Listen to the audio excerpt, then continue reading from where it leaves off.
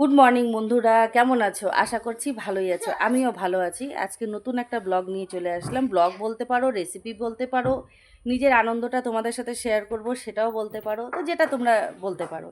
তো আজকে আমি একটা নতুন জিনিস বানাবো, যেটা আমি কোনোদিন বানাইনি, খাইছি কিন্তু বানাইনি। তো সেই জিনিসটা আমি আজকে বানাবো। তো আমি কিভাবে বানাচ্ছি সেটা তোমাদের সাথে আজকে আমি শেয়ার করব। সঙ্গে থাকো, সাথে থাকো, দেখতে থাকো। চলো। যেই জিনিসটা আমি বানাবো সেটার জন্য প্রথমেই দরকার হচ্ছে পোলাওয়ের চাল। এই যে এটা হচ্ছে সেই পোলাওয়ের চাল। চালটা শুকনা দেখানোর আগেই আমি ভিজায় ফেলাইছি। তো এইটাই হচ্ছে সেই চাল। এই দেখো, পায়েস খাওয়ার যেটা চাল, এইটা পোলাওয়ের চাল। এই চালটা 1 কেজির মতন আমি বানাবো। তো প্রথমে এই চালটাকে এইভাবে করে সুন্দর করে ধুয়ে নিব, কসলায় কসলায় ধুয়ে নেওয়ার পর। আর ওদিকে আমার ছেলের গলা টলা ফাইটে কাশি হয়ে যাচ্ছে, ওটাকে ইগনোর করো। আর এই চালটাকে ভালো করে ধুবো। দেখো কালারটাকে এরকম একটা পিঙ্ক পিঙ্ক কালার আসতেছে, এই যে নোংরা পানিটা। যাই হোক, 3-4 বার এটাকে ধোয়ার পর পানি ঝরায়, তারপরে কি করতেছি সাথে থাকো, দেখতে থাকো। চালটাকে অনেকবার ভালো করে ধুইতে হবে, জানো তো। তার কারণ চালটা যখনই প্রথমে আমি পানিটা দিলাম না, এত নোংরা একটা পিঙ্ক পিঙ্ক কালারের কেমন একটা দেখা যাচ্ছিল। তো এবার আমার তো এমনিতেই একটু ধোয়ার বাতিকটা বেশি। তো এই চালটাতে যতক্ষণ পর্যন্ত পরিষ্কার পানি বেরোবে না, ততক্ষণ পর্যন্ত এটাকে আমি ধুইতেই থাকবো, ধুইতেই থাকবো, ধুইতেই থাকবো। তো এইভাবে করে নিয়ে মনে করো অনেক কয়বার চালটাকে আমি ধুইলাম, ধুয়ে ধুয়ে পরিষ্কার করে নিব। পরিষ্কার করে নিয়ে তারপরে রান্না করব। অনেকে বলে কি চাল বলে 2 ধোয়ার বেশি দিতে হয় না। এবার তোমরাই বলো, এই যে নোংরা পানিটা যে বের হচ্ছে, এটা দেখে কি খাইতে ইচ্ছা করবে বলো? খাওয়াটা হচ্ছে সবসময় পরিষ্কার একটা জিনিস। আর সেটা যদি তুমি ভালো করে না ধোও, খাইতে বসে আমার তো মনে পড়ে, জানি না কার কীরকম হয়, তবে আমার তো এটা মনে পড়ে, খাইতে বসার সময় মনে হয় যে হয়তো সেই নোংরাগুলো না একটু ভালো করে ধুইতে লাগতো। সেম সেম একই সবজি, চাল, মাছ, মাংস যাই বলো না কেন, মানুষে একবার করে ধোয়। তো আমি ওটাকে অনেক কয়বার ধুই, কারণ যতক্ষণ পর্যন্ত পরিষ্কার পানিটা না বের হয় আমার ততক্ষণ ভালো লাগে না। অনেকের দেখবা, এটা অনেকে আমাকে বলে তোর এটা বাতিক, এটা একটা বাজে অভ্যাস। তো যেটাই বলুক না কেন, আমি জানি না, আমার এটা ভালো লাগে না, তার জন্য আমি একটু বেশি করেই ধুই। সেম কাপড়েও ওরকম, কাপড় ধুইতেও আমার বেশি পানি লাগে বলতে পারো। মুদ্রা কথা হইলো আমার পানিটা একটু বেশিই লাগে, এটাই হলো মেন সমস্যা। আর দেশে যদি কোনো দিন আকাল পড়ে বা কোনো দুর্ভোগ দুর্যোগ কিছু যদি হয়, যদি পানির সমস্যা হয়, তাহলে তো আমি এমনিই মরে যাব বলতে পারো। খাওয়ার সমস্যা হলেও আমার চলবে, কারণ সকালে একবার আমি খাই, নাস্তা করি বা যাই খাই না কেন, তারপরে একবার 2:30, 3টা, 4টার সময় ভাত খাই, তাতে আমার সমস্যা নাই। কিন্তু পানিটার যদি সমস্যা হয়, তবে আমি একদম এমনিই শেষ, এমনিতেই আমি শেষ হয়ে যাব। তার কারণেই মনে করো আমার বাড়িতেও আমি একটু বকাবকি খাই এই জন্য। তো এটার থেকে বাঁচার আমার কোনো মানে অপশানই নেই, কোনো ডাক্তার নাই যে এটা রোগ আমার সারাবে।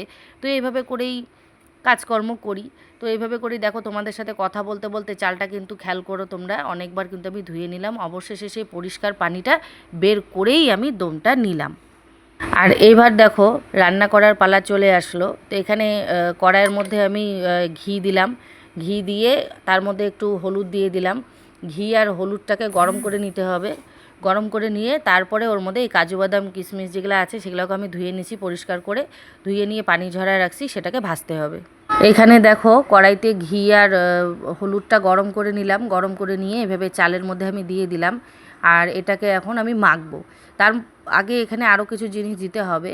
প্রথমে দিতে হবে একটু আদা বাটা, সেই আদা বাটাটা দিব। কথা বলতে বলতে তোতলে যাচ্ছে। আদা বাটাটা দিব, দেওয়ার পরে লবণটা এখন দিব না, লবণ চিনিটা পরে দিব। তো আদা বাটাটা দেখো, আদা বাটা বলতে কিন্তু আমার বারবার আটকে যাচ্ছে, তোমরা কিন্তু কিছু মনে করবা না। তোমরা কিন্তু এটাকে আদা বাটা হিসাবেই নিবা, ঠিক আছে? কিছু কিন্তু মনে করবা না। তো এটা দিয়ে নিব, আর বলবো না আমি। এটা দিয়ে নিব, দিয়ে নেওয়ার পরে জিনিসটাকে মাখবো সুন্দর করে। মাখার পরে কড়াইতে দিতে হবে। তবে আমি বুঝলাম না ইউটিউবে এমন এমন কেন রান্না দেখায়। তো এটা তো কড়াইতে দিয়েও করা যায়, তো কী জানি, জানি না, এটার কোনো নিশ্চয়ই কারণ আছে, সেটা জানি না। তো যেভাবে দেখলাম সেভাবেই করতেছি, জানি না টেস্ট কীরকম হবে, আজকে প্রথম বানাচ্ছি। তো অল্প একটু মেয়েকে বললাম একটু গরম মশলার গুঁড়াটা দিয়ে দে।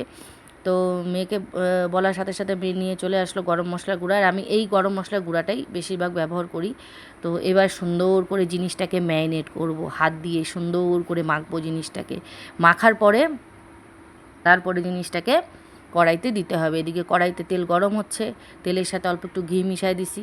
তো এখানেও অল্প একটু ঘি দেওয়া আছে, মানে একটু ঘিয়ে হয়ে যাচ্ছে, যাই হোক। তো এভাবে করেই জিনিসটাকে বানাচ্ছি।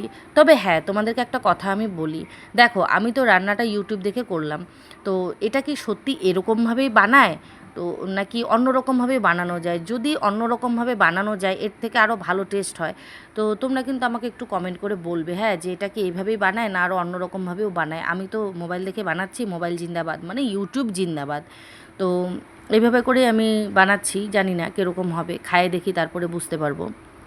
বেশ সুন্দর করে মাখো মাখো একটা ভাব চলছে। তবে আমার মনে হচ্ছে হলুদটা একটু কম কম হচ্ছে, তো মেয়েকে বললাম যে আরেকটু হলুদ দে। এবার মেয়ে বলতেছে, মা এটা তো গরম করা হয় নাই, কেমন করে দিই?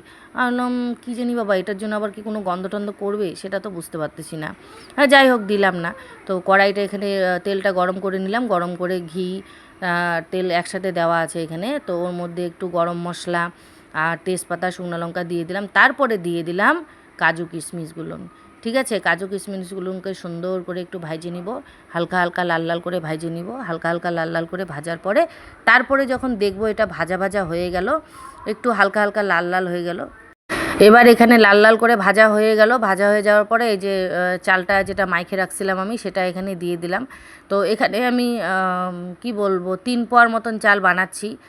না না, 1 কেজি, ভুল বললাম, 1 কেজি চালের মতন বানাচ্ছি, যাতে 2 বেলা অল্প অল্প করে খাওয়া যায়। তবে জানি না এটা 2 বেলায় শেষ হবে না। দেখো, টেস্ট যদি বেশি হয় তাহলে তো 1 বেলাতেই শেষ হয়ে যাবে, আর যদি খুব একটা খারাপ খারাপ ভাব আসে তাহলে তো 2 বেলা কেন, 4 বেলাও চলে যাবে। তো উপরওয়ালার কাছে এটাই বলবো, যেন প্রথম বানাচ্ছি যেটা সেটা ভালো হয়, তো খাওয়ার উপযুক্ত যেন হয়, এটাই আমি উপরওয়ালার কাছে কাম্য করি। তো এবার এইভাবে করে সুন্দর করে নাড়াচাড়া নাড়াচাড়া চলবে, সুন্দর করে একটু কষায় কষায় নাড়তে হবে, পোলাওয়ের চাল যেভাবে ভাজতে হয় তো সেভাবে করে সুন্দর করে একটু ভাজবো। আর এইভাবে করে ভাজতে ভাজতে, আর লবণ আর চিনিটা কিন্তু এখনও আমি দেই নেই, লবণ আর চিনিটা এখানে এখন দেওয়াও যাবে না, এটা দিব পরে, যখন প্রেশারে দিব, প্রেশারে দিয়ে যখন পানি দিব তখন লবণ আর চিনিটা আমি অ্যাড করব। তবে আজকে জানি না কী যে খাবো আর কী যে হবে, সেটা তো আমি মানে ধারণাও করতে পারতেছি না।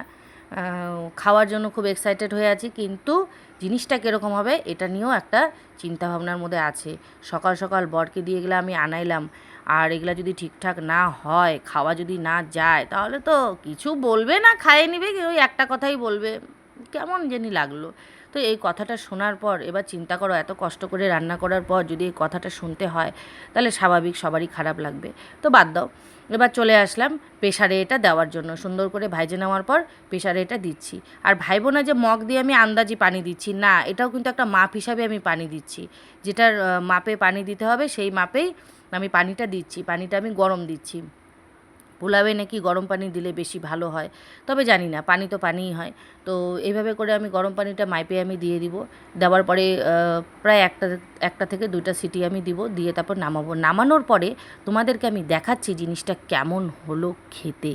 আর এই হচ্ছে সেই জিনিস যেটাকে আমি বানায় নামায় নিলাম। নেওয়ার পর দেখতে তো খুবই সুন্দর হয়েছে, তবে আমি এখনও টেস্ট করে দেখিনি, টেস্ট করার পর আমি তোমাদেরকে বলবো।